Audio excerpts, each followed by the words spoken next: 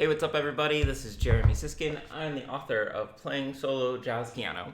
And around my college, it's almost time for our final performance exams, which we call juries. And so these are the times when students are putting together all the different pieces that they've played, planning to play now multiple courses on each piece. And one of the things that I've been talking with almost all of my students about is trying to build a solo or a set of music that has enough variety so that you're not just, you don't have one mode of improvisation where you're improvising one note with the right hand, comping with the left, but you're actually thinking, how can I make each tune a little bit different? So what I want to do today is I want to guide you through some general principles of generally how solos will build, and then talk about some specific devices that you can use if you find yourself playing the same solo again and again. So let's dive in with these general principles. And before we do, I recommend thinking of each of these on a 1 to 6 scale. You can make the scale a little bit bigger or smaller depending on your specific needs, but try to actually map out numerically where these fall, and I'll demonstrate a little bit. So on one hand, our very first kind of general principle is usually solos go from fewer notes to more notes. And there's a few ways this happens. First of all, there might be more space at the beginning of a solo and less space as you go on. It could be that you are playing kind of in larger subdivisions. For example, you're playing, more quarter notes and eighth notes at the beginning of your solo. And then as you move on, you get to more triplets and 16th notes and you're playing those smaller subdivisions. And then it also kind of relates. Another way to think about more notes is the second principle, which is that you'll probably go from thinner chords and less comping to thicker chords and more comping. But I want to leave that aside for just a second. And let me show you what it might look like if I'm practicing on a 1 to 6 scale for fewer notes to more notes. And I'll play a blues form because that's nice and short. If I'm going to do it 6 times, I don't want to bore you. So my number 1 is going to be kind of the fewest notes I could really imagine playing. I think of Miles Davis in my head, or, Ahmad Jamal or something like that. So if I'm playing a blues at a number 1, it might sound like this.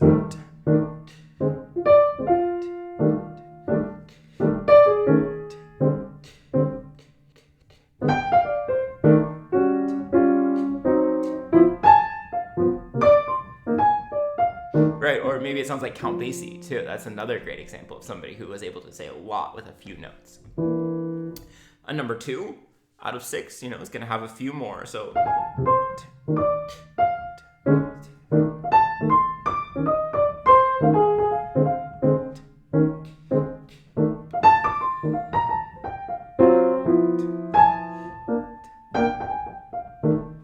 now I'm playing some longer phrases, extending things out, not quite as extremely long spaces between phrases.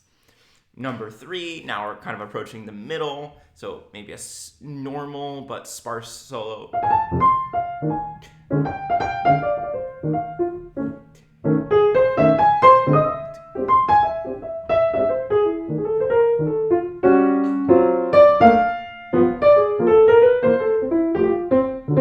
And then we go to number 4, which will be a little bit more.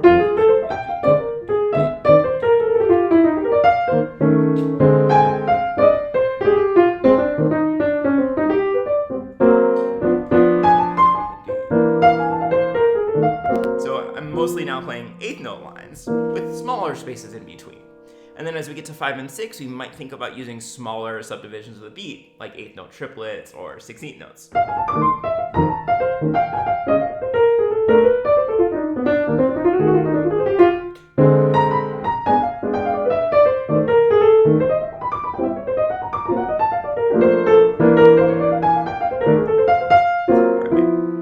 And then number 6 could just be, a crazy technical technique fest.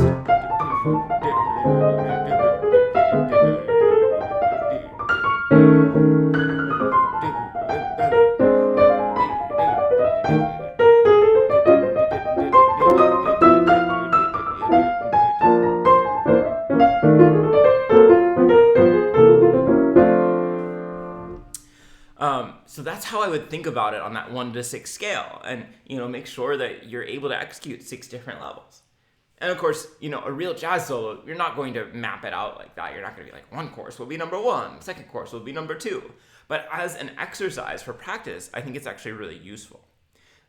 Because people say, oh, use more space, don't use more space. But if you actually have these numbers dialed in, then you're going to be able to access it more reliably. So thinner versus thicker chords. So you could start with just a single line melody.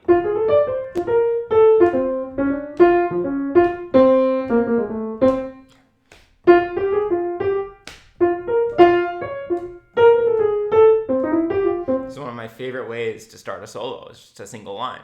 Then you could comp with just 1 or 2 notes.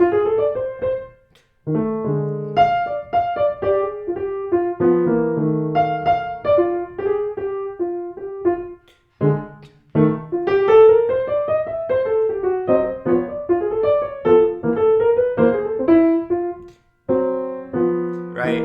Go to 3 notes, maybe you can use more double notes or octaves in the right end.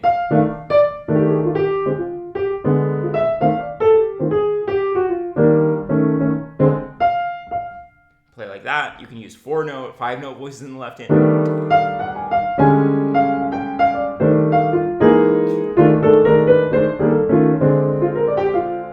Then you can go to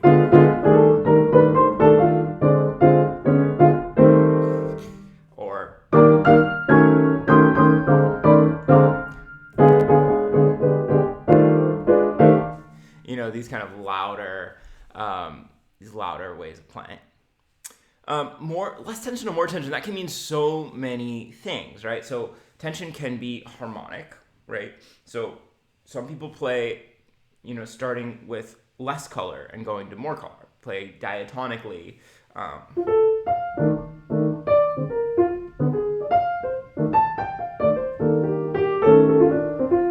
But then they'll play it more and more colorfully with substitutions or altered tones.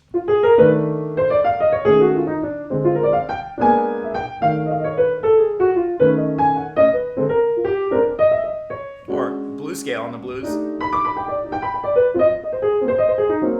Or you could go as far as like putting in some substitute changes and really playing, quote unquote out.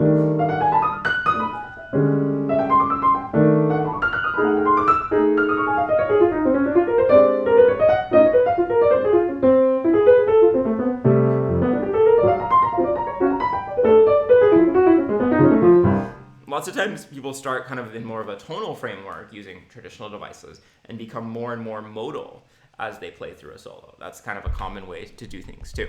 I'll write that in just so you have it in front of you.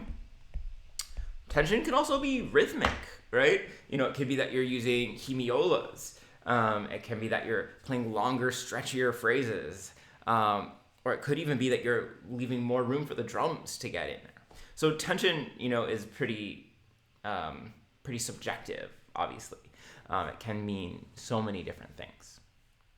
So now I want to get into some specifics that you can think about if you're finding that you're just playing the same stuff all the time. And it looks like my iPad's running a little bit behind, so I'm just going to ask for your patience here. Soon enough that will say specifics. And then hopefully it will say change register or change range. This is one of the easiest ways that you can provide variety in your solos. Yeah, see, it's catching up down there. So a lot of students that I hear will kind of stay in the same range for a long time. They'll be essentially in this melody octave above middle C.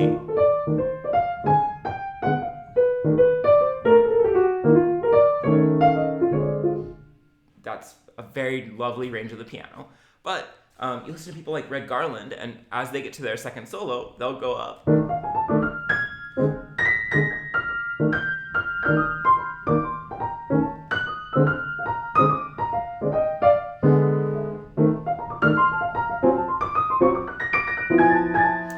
Or sometimes you'll hear musicians go down and play kind of in this octave below middle C.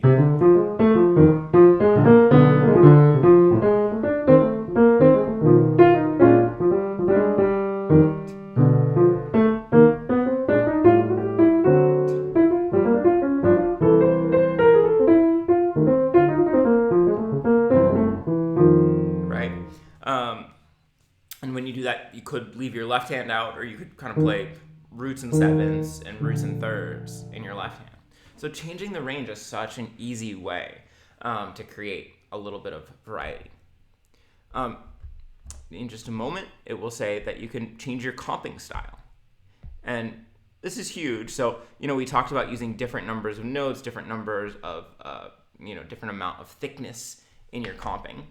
Here we go. But probably the number one change in comping style that I hear is going into locked hands comping, right? Locked hand style comping means that whatever rhythm you play in your right hand, your left hand will play as well. And it doesn't have to be that you commit to it for a whole chorus. You can just do it for a little bit.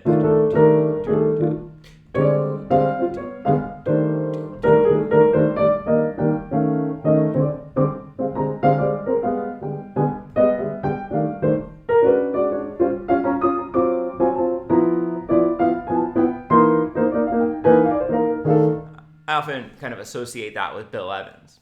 You could also go from kind of free comping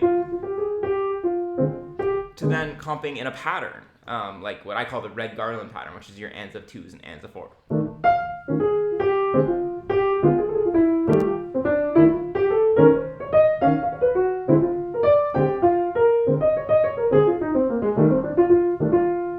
Right, or you could go into a Freddie Green style comping.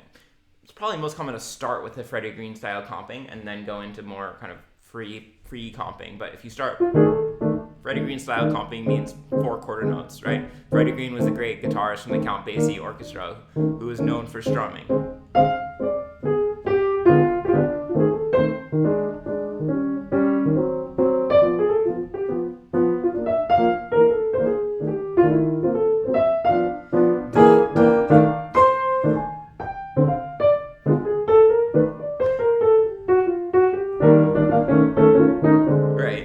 Add in some other comping styles, but that's a really nice kind of source of variety. We already talked about that you can change rhythmic subdivision, which is what it's going to say in just a moment, I predict, down here. So, this is a great thing to practice. First practice, in my first chorus, I'm going to play all quarter notes. Could be on the downbeat, could be on the offbeat.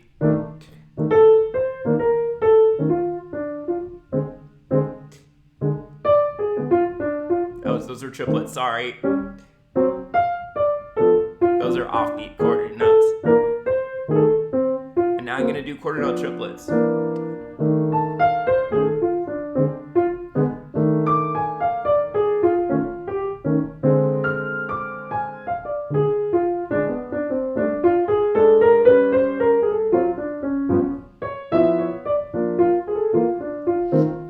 Now I'm going to do eighth notes.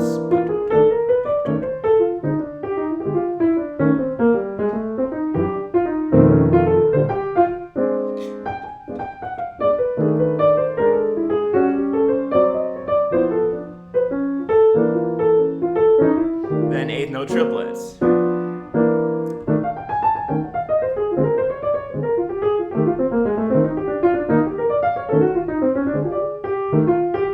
Right, and then 16th notes.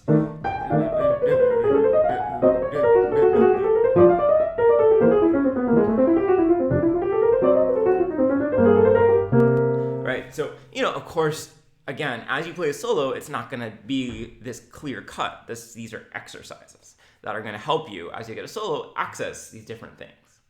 But you can think about, in this chorus, I'm going to play more long notes. Or in this chorus, I'm going to feature mainly quarter notes, right? And then mix things in as the opportunities come, as you hear them. All right, I, again, apologize that my iPad connection is running slow. But another thing to do is to use the blues scale. And just a reminder, you don't always have to be playing the blues to use the blues scale. One of the things that I've noticed is that a lot of artists use the blues scale towards the beginning and the ends of choruses to mark the new chorus. I don't know what happened to this S here. There you go. So if I'm playing the blues, I might play, more of the notes of the chords.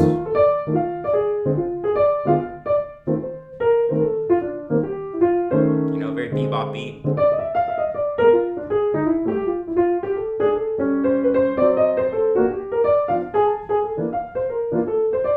And then as I get to the beginning of the chorus,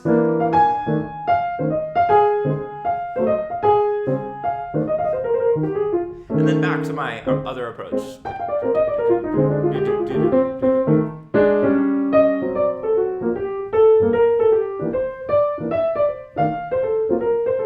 And then...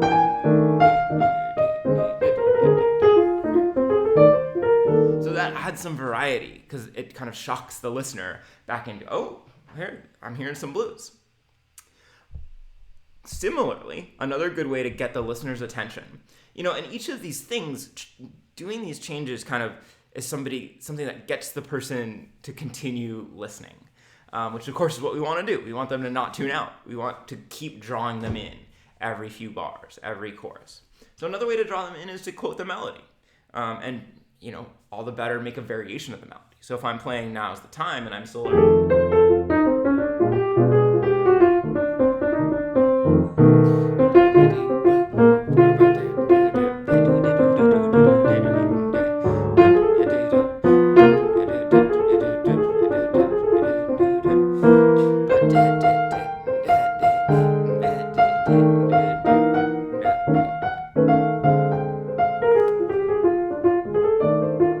Now, not only do you have the band's attention, but you probably have the listener's attention, because they'll recognize the melody of the tune.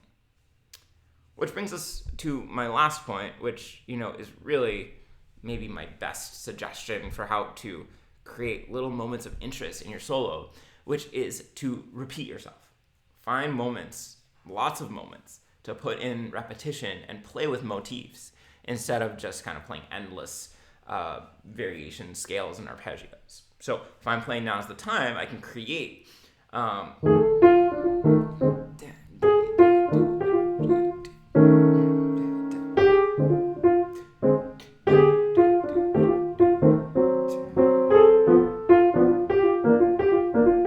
right, that's a whole chorus. And I only played one thing. I varied it a little bit. I was smart about it.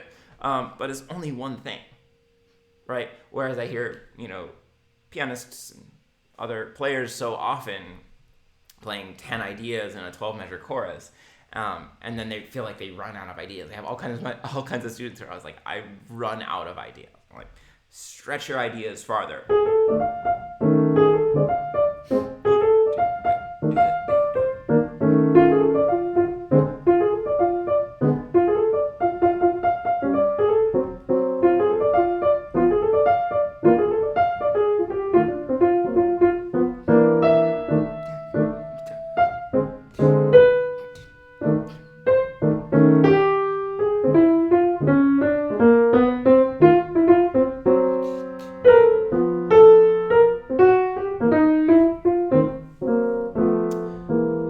For more guidance on this, I do have a video out called How Do I Learn Motivic Development. I'll try to link it here.